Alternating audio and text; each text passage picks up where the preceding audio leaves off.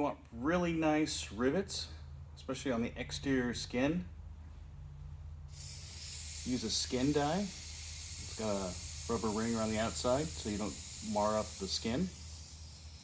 And then take a little piece of tape, go right over the top of the rivets, and you can do multiple rivets at a time, and they come out really nice.